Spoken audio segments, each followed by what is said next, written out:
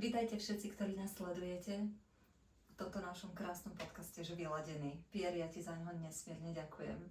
Ahojte, nie je za čo, ja ďakujem tebe. A ja mám také pnutie, pretože sme natočili 2 epizódy, dva podcasty a jeden bol o akutných ochoreniach, druhý o chronických ochoreniach a teraz sa budeme venovať tej najnáročnejšej téme pre každého, kto sa ešte chorôb bojí a kto ich vníma, že je v nich obeťou, a to sú civilizačné ochorenia.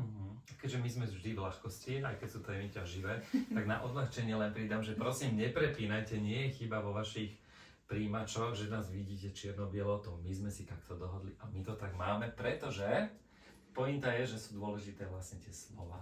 A hlavne nemusíte nás vidieť farebných, pretože vy si tú vašu realitu na základe pozretia si toho videjka alebo vypočutia, kto teda ani nepotrebuje pozerať iba tých pár slov, tak si to dofarbí aj tak podľa seba.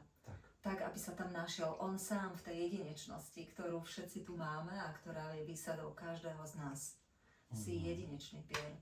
Aj ty si jedinečná. A aj vy ste všetci, každý jeden jedinečný originál. No, tak začneme hneď tak z hurta, presne ako si povedala, mali sme úvod, mali sme chronické a civilizačné.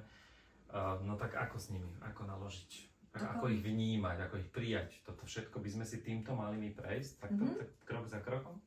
No, pôjdem ja od seba. Pre mňa civilizačné ochorenia sú srdcovo-cievne ochorenia, sú to mozgové príhody, to je veľmi náročné, veľa ich má, veľa ľudí ich má. Potom sú to samozrejme zápalové ochorenia a spejúce až do onkologických ochorení, ktoré sú tam ešte civilizačné. Napadáte? Ja by som povedala, že aj infarkt myokardu a tieto ano, také ľudia. To je tá srdcové záležitosti. Alebo mozgová, také náhle niečo, nejaké. Áno. No a to, čo je zaujímavé, čo som si ja myslela, teda čo im som žila, kým som dospela do dospelej osoby, bola som v obrovskom strachu, že aj mne sa to môže stať. A hlavne som bola v takom tej pocite bezradnosti. Že sa mi to stane a ja s tým nebudem vedieť nič robiť. No. Až neskôr ma vlastne prax, práve tá kaučovská prax, tá sedení s ľuďmi, priviedla na myšlienku, že najlepšou prevenciou je zmena myslenia. Takže ja by som veľmi rada sa dotkla práve týchto hlavných tém, ako je mozog, srdce, prípadne krvný obeh, ktorý tu máme, to ste skornatené cievy. Prečo to tak vlastne je? Z jakého dôvodu to tak máme? No stále šefuje tomu hlavne ten mozog, takže od toho by sme možno mohli začať. Nie, tento tak akože riadi tu v týchto telách, ktoré teraz máme. Áno. No, tak skúsme. Skúsme o tom trošku porozprávať a chcela by som, aby to bola iba akoby námet na uvažovanie, aby ste si dovolili rovnako ako ja a rovnako ako Pierre začať nad tým uvažovať, že čo vlastne spôsobuje kardiovaskulárne ochorenia, čo spôsobuje onkologické ochorenia, pretože pokiaľ na to prídeme, tak v tom momente môžeme začať pozorovať náš život z našeho úhla pohľadu. Kardiovaskulárne ochorenia týkajú sa vlastne hlavne srdca. To je orgán, ktorý potrebujeme, ktorý je tu nevyhnutný. Keby som prišla o maliček na ľavej ruke, asi by to nebolo estetické, ale predsa len prežila by som. Avšak keď prídem o svoje srdce, tak to telo už je nefunkčné. Je to dôležitá súčiastka tohto stroja dokonalého, bez ktorého vlastne nie je možné prežitie. A teraz, čo môže spôsobovať infarkt? No nejaký šok, alebo veľký výkyv tlaku, alebo nejaké prepojenie na tie cievy. No to proste... To je tá mechanika. A čo spôsobuje vlastne disharmóniu v mechanike? Za mňa to spôsobuje zasa tá psychika a prežívanie. Ak sme zraňovaní od detstva na úrovni srdca, ak si možno muži nemôžu dovoliť ísť do prežívania pocitov a emócií, lebo muži neplačú. Lebo chlap slzu nevyroní, nebuď ako baba, hej, Mhm. keď sa dieťa napríklad bojí. Výdrž musíš ustať. Výdrž musíš. A zvlášť, keď tam je krivda u toho dieťaťa, tak aj nie je pochopená tá krivda. Dokonca aj zamietnutá podstvou.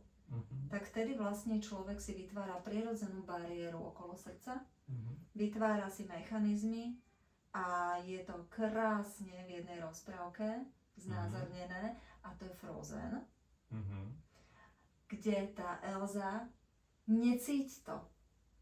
Necíti to. Ona má tie rukavičky a nesmie cítiť v podstate tú potrebu prejaviť sa jedinečne, lebo tou jedinečnosťou tej Anne rovno v tej prvom diele proste nechciac ublížila. Kto chcete, pozrite si to. Krásna rozprávka. Nádherná. Ľadové kráľovstvo. Takže ona vlastne musela mať to srdce z ľadu, len aby neprecítila seba a nešla do tej svojej jedinečnosti. Lebo tá jej jedinečnosť práve ublížila vtedy, keď ju ešte nemala pod kontrolou. Mhm. Ale stačil jeden jediný zážitok a ona si to zakázala. Škoda je to. A častokrát to tak robíme. Častokrát to tak robíme. A samozrejme na konci filmu už dokáže úplne iným spôsobom začať pracovať s tými rukami a išla cez radosť a potom vytvárala krásne veci. Ako náhle išla cez hnev, vytvárala šialenstva.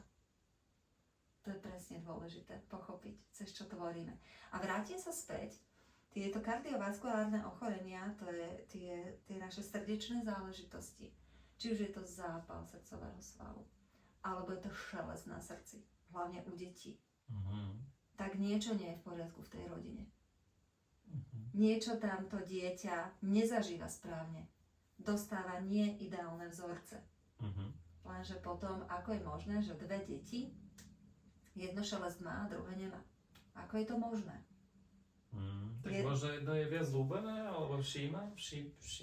Môže to byť aj toto a môže tam byť aj prirodzený iný dizajn osobnosti a temperamentu, s ktorým sa rodíme, tá naša jedinečnosť, s ktorou sa rodíme a tá môže byť viac či menej citlivá práve na to prostredie, v domácom prostredí ako takom. Takže prosím vás, prevencia pred kardiovaskulárnymi ochoreniami, pred infarktami, pred zápalovými procesmi na srdcovom svale a pred zúženými cievami je potrebné najskôr uľavovať tlaku, dovoliť si prestať uhýbať, dovoliť si uznať, že som zranená, zranený. A kto chce ísť z toho veľmi rýchlo von, tak tu máme emočný kód, techniku uvoľňovania uviaznutých emócií cez magnet. A Bradley Nelson hovorí krásnu vec, že každé srdce na to, aby prežilo zranenia, musí si vytvoriť hradbu. A tá hradba má niekoľko múrov, aj vystavená zo všeličoho možného, len aby sme si nedovolili radšej cítiť, pretože je to pre nás nevyhnutné, lenže zároveň tá hradba tlačí. A tlačí neskôr až na orgán, ten srdcový, a nakoniec to srdce môže puknúť. No a aby sme vedeli, že už srdce je ťažko na tom, tak potrebujeme zistiť, že nás niečo na tom tele začína omínať. A mnoho ľudí netuší, že práve už týmto možným srdcovým problémom môže akoby signalizovať, predchádza bolesť medzi lopatkami. Myslia si, že je to iba zasekaná chrbtica. Alebo bolesť pod lopatkou. Pod rebrami, hrudná kosť. Pod rebrami, hrudná kosť, ramená, dokonca lakte, dokonca zápestia, pretože toto všetko súvisí s tými našimi srdečnými záležitosťami. Ruky sú predmetom objímania, prejavovania lásky. Koľko ľudí si nedovolí objať sa, lebo uverili v detstve, že je to trápne. Ja sa tak rado objímam, prepáč. Sú dotykoví ľudia, áno. Uverili, môžu byť aj ľudia, ktorí nie sú dotykoví, je to v poriadku, ale prejavujú lásku iným spôsobom. Ale sú ľudia, ktorí vyslovene opovrhujú akýmkoľvek prejavom lásky alebo prajnosti. To je také zaujímavé. Veľmi. Zároveň s týmto, s urazením alebo poškodením, škodlivým činom voči citu druhého súvisí naša afinita, ochota priblížiť sa. Keď mňa niekto urazí, alebo keď ja niekoho urazím, určite nepôjde s ľahkosťou a s láskou do objatia, lebo tam už nie je dôvera. Naše srdcia si musíme predsa strážiť. A v našom videu, keď sa pamätáš, sme si srdcia vymieniali. Áno, keď Aby sme si- sa bavili o vzťahoch. Hej, hej. Áno, aby si ty nevlastnil to moje a ja Mhm. nevlastnila to tvoje. Takže srdce ako také je dôležité uvoľniť a začať sa mať rád. A dovoliť si vidieť, čo na sebe mám rada, v čom som už dobrá, v čom sa môžem vylepšiť, ale už viem, že niečo za mnou je. Toto všetko súvisí so srdečnými záležitosťami. Ako to máš ty, Pierre, ty so svojím srdcom? Musím povedať, že som bol v regresii, keď zomrel môj partner posledný. A pani, ktorá ma sprevádzala, doprevádzala, mi vravela, že v tej predstave mám vstúpiť do toho srdca. A ako ho vidím, tak som to popisoval a naozaj som ho videl zdrôtované, ledva pulzoval pomedzi ten ostnatý drát, úplne to vidím. A len ma tak navigovala k tomu presvetleniu, rozjasneniu, vyslovene som v tej predstave, v tej regresii som ho postupne ten drôt uvoľňoval, čiže začal pulzovať, dýchať, no, takže tak. To bol taký veľmi, veľmi silný zážitok a odvtedy sa snažím na to srdce napájať a vlastne pomáha mi zase aj to tvoje takéto sprítomnenie a ten dotyk, ten kontakt, tým, že som teda kontaktný, tak toto viem, že mi veľmi rýchlo zachýba, takže sa dotýkam seba, iných ľudí. Takže tak, toto mám so srdcom. Ďakujem za tvoju dôveru, sa takto verejne vyznať, ako to máš. Musím povedať, že so srdečnými záležitosťami veľmi silne súvisí aj strata. To si teraz trošku naznačil, strata milovanej osoby. A je to o to bolestivejšie, pokiaľ sme u toho človeka, ako by sme s ním v závislom kontakte, čo je väčšina partnerských vzťahov, majú vzájomnú závislosť na sebe. Bez teba nedokážem žiť, často to určite počujete. A to si vlastne vytvárame my sami so sebou, takéto prísahy. A tie, keď nie sú zrušené, takže dá sa to robiť pragmaticky, dá sa to robiť romanticky, rozprávkovo. Tie, keď nie sú zrušené, tak častokrát potom nevieme k sebe pripustiť ani nového partnera. Takže veľmi rada uvoľňujem s ľuďmi práve tú hradbu srdca v konkrétnych vzťahoch, kedy aj sa rozchádzame, lebo aj despotický otec môže vytvoriť v dcére, môže sa dcéra vytvoriť veľmi veľa obranných mechanizmov, cez ktoré potom nemôže pritiesť alebo pripustiť niekoho, ktorý bol šikovný, alebo k nej múdry, alebo správny človek na jej rozvoj a na krásny partnerský vzťah. To je zaujímavé. Zvláštne však. Keď sa človek na to pozrie takto, tak úplne to vníma vlastne celé inak. To je veľmi zaujímavé, že naozaj srdce ako také, ako orgán, ako ho vnímame, ktoré je nositeľom tých chorôb alebo možných komplikácií, ale aj taký pocit toho kontaktu a na tej fyzickej, že symbol lásky, zároveň srdce ako symbol lásky, že ako krásne to je prepojené, ako to vlastne súvisí, ako to je vlastne nedeliteľná súčasť jedno druhého, že vlastne ten chrám, celé to telo, vlastne, a krásne si ty povedala, to zopakujem, že to vlastne, nikdy som si neuvedomil vlastne, že toto je hradba, toto je vlastne náruč, toto je to také, ani nie že hradba, ale že to patrí, že je to neoddeliteľná súčasť srdca. Presne to tak. Je veľmi pekné, veľmi pekné. Dobrá si. Hlavne súvislosti mňa veľmi baví mať ten detektívny klobúk a tou praxou a postupným prehlbovaním sa a rozširovaním do rôznych sfér života, tak vlastne zažívam tú múdrosť v tej praxi. Pre mňa je toto dôležité, aby tá múdrosť nebola iba na papieri, alebo že to sa mi páči, ale že to poďme používať všetci. Poďme sa do toho ponoriť v tom používaní. A nahral si mi ďalej. V súvislosti s kardiovaskulárnymi chorobami súvisí aj vysoký krvný tlak a cholesterol, vážený.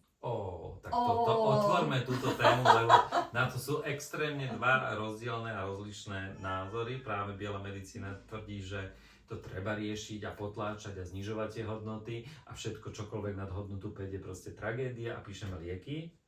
Ja to beriem ako ďalšiu jednu z možností. Nie úplne sa s tým stotožňujem, lebo si myslím, že sú to, poď do mňa.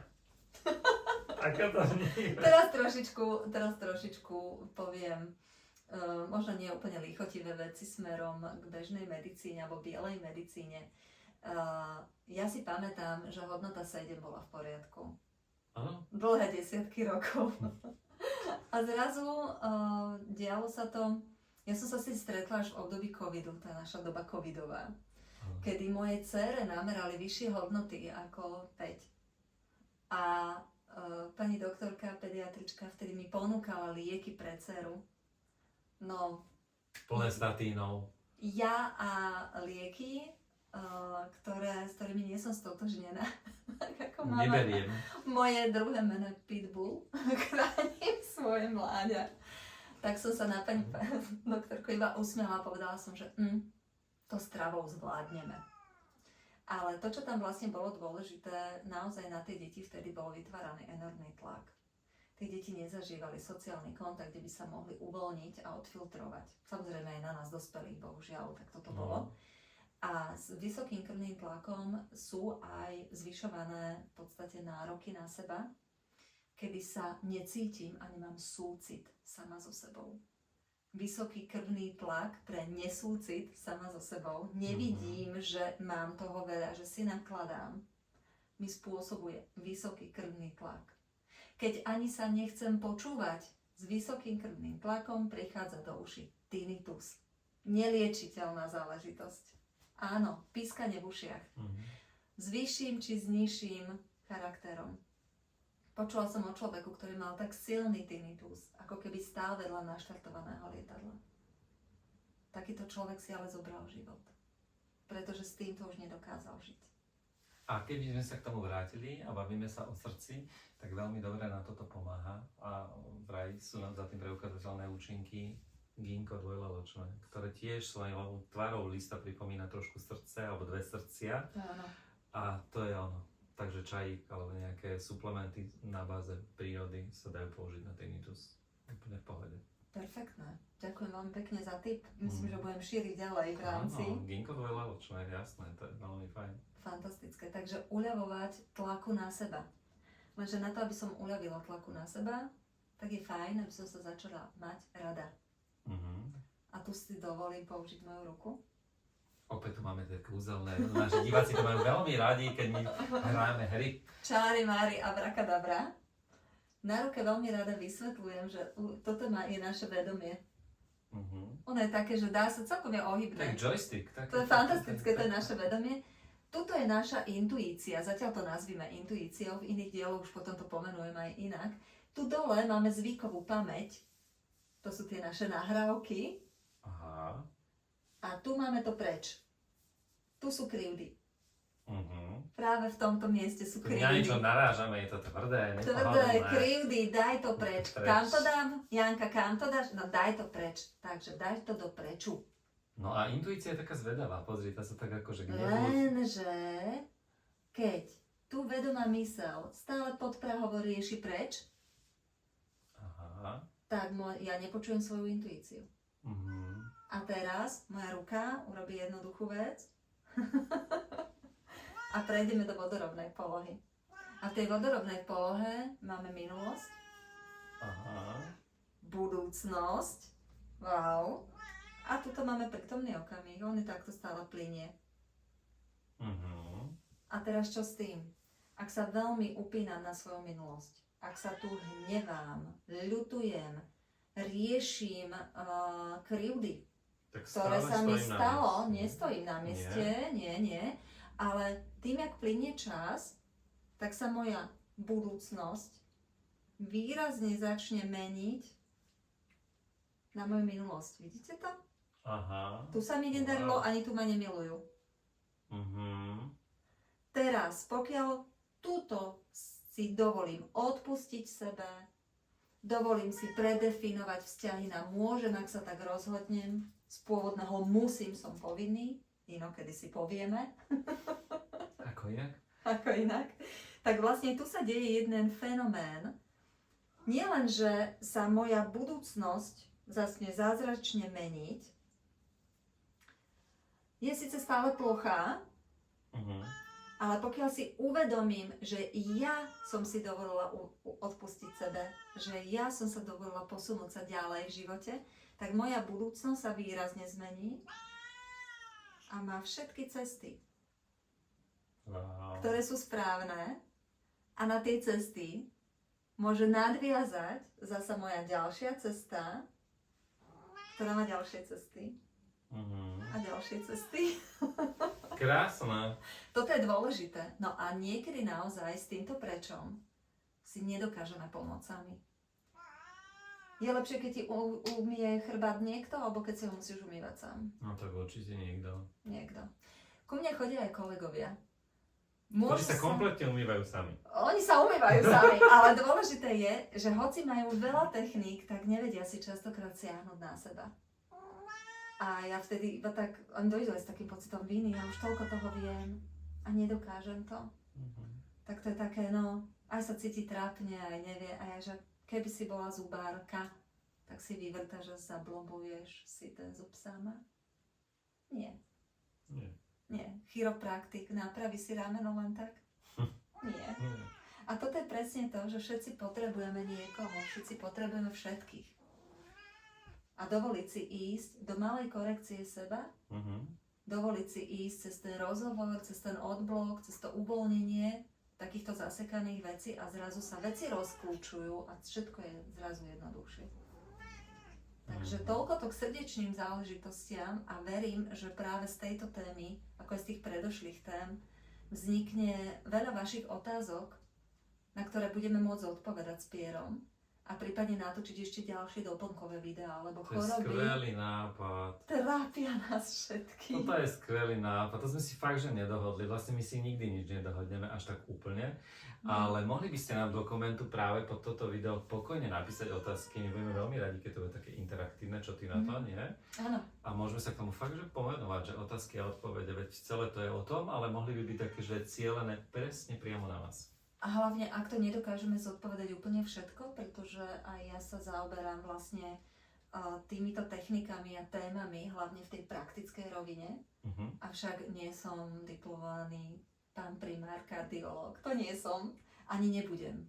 Túto polohu kľudne nechám niekomu inému. Tak, ja by som ešte premostila ďalej, a to sú vlastne mozog.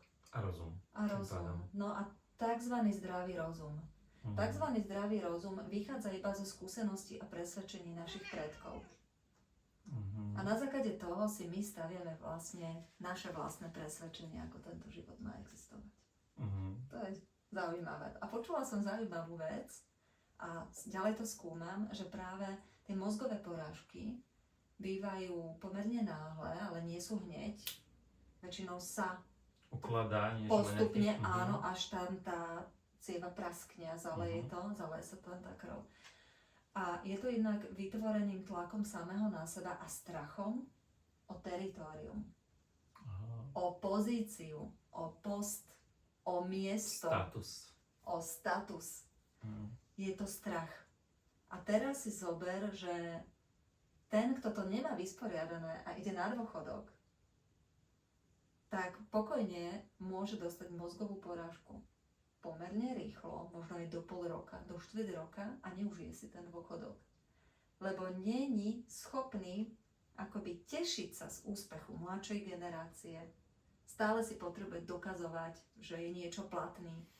Miesto toho, aby si v tom dôchodkovom veku uvedomil, že wow, to je skvelé, že je tu ďalšia generácia. Prípadne, ak má záujem tá generácia o môj postoj, o moju radu, tak je fajn, keď mu ju ponúknem. Ale keď ju tá mladšia generácia odmietne, je to v poriadku. Potrebuje si to zažiť aj sama za seba. A práve zapojenie sa do interakcie s mladšou generáciou pre vás starších je, no, za mňa je to radosť. To, čo si uvedomujem, že na tých mojich kolegov, ktorí teda sa vychovávajú, oni sa tak sami dejú na tých kurzoch, tak vlastne vidím, že príde aj dievča, ktoré má, ja neviem, 25, alebo príde aj žena, ktorá má 31, alebo muž, ktorý má proste teraz 36 rokov. A to už sú odo mňa o kus mladší ľudia. Niektorí o polovicu dokonca. Šialené, že už sa to deje. No a keď vidím, ako jedinečnosťou uchopia tú metódu do ruky a ako vnesú úplne iný uhol pohľadu do toho, čo používajú, no to je voda na mlyn pre mňa. A to je presne to, že ja nemusím mať cieľ nechať tu po sebe nejaký odkaz. Ja sa teraz teším, že posúvam ľudí. Čiže tuto by sa dalo povedať, že ten mozog by mohol prestať fungovať takou nejakou prílišnou náhlou stagnáciou, alebo naopak prílišným premýšľaním, že vyhodnocovaním, stále analyzujem. To inak trošku robím ja, veď už ma trošku poznáš, že ja mám pocit, že v kuse niečo riešim. A nie ani, že by som veľmi chcel, ale proste, že sa to deje, že ten tok tých myšlienok, podnetov z okolia všade, aj toto môže byť, že smrteľné pre ten mozog. Môže to byť smrteľné. Môže to byť veľmi, veľmi náročné, pretože čo sprevádza tie myšlienky je vlastne strach a veľmi silný súd voči sebe. Veľmi silná kritika alebo neistota. A toto spôsobuje napätie. A to napätie zasa je to o cievnych príhodách väčšinou. Tá mozgová príhoda, to sú cievne príhody. Zas to len súvisí s tým kardiovaskulárnym systémom. Zasa sú to tie živiny roznášajúce vlastne tie žily, cievy, vlásočnice, kade chodí tá naša krv. Takže toto je naozaj veľmi, veľmi dôležité pochopiť. Začať sa milovať, odpustiť si, uvedomiť si, kto som, aby tá budúcnosť bola super. Tie cesty, presne. Tak to je prvá vec, čo si treba veľmi silne uvedomiť. A ďalšia vec, dovoliť si s nikým sa neporovnávať. Netlačiť na pilu. A so mnou, trvalo mi to, kým som to pochopila, neporovnávať sa, lebo toto máme tak v štandarde toho našeho kolektívneho vedomia. Zasa na druhej strane, keď som pochopila, že som taká, aká som, ten jedinečný originál. Tak v tom momente som mohla ísť do toho skúmania seba. A to odporúčam aj tebe, že preskúmať sa, čo mi robí dobre. To, čo mi už dobre nerobí, čo doslúžilo, nech odíde. Skvelé. A je to ťažké. Je to veľmi odešlo. ťažké. Wow, je to Ja tak myslím, ťažké. že ani 3 epizódy o chorobách asi veľmi nie, že nestačia. Ja myslím, že aj pre našich divákov by sme sa k tomu určite ešte niekedy mohli vrátiť. Zatiaľ stačia a ja sa teším na vaše podnety a na vaše otázky. Presne, to som chcel povedať. Aby sme mohli sa aj my s Pierom potom zamyslieť, čo ešte vám dovysvetľujeme v takomto rozhovore. Nesľubujeme, že budeme tak flexibilní a promptní, že hneď následujúca epizóda bude plná odpovedí na vaše otázky. Ale povedzme, že alebo neskôr sa k tomu vrátime a určite vám to prinesieme. A hlavne určite vám to prinesieme včas. Tak, presne. Tak vám ďakujeme, že nás sledujete. Lúči sa s vami Janka Dekánková a Pier Cedric Klimeček. Ďakujeme za pozornosť aj priazeň. Pekný deň. Pekný deň.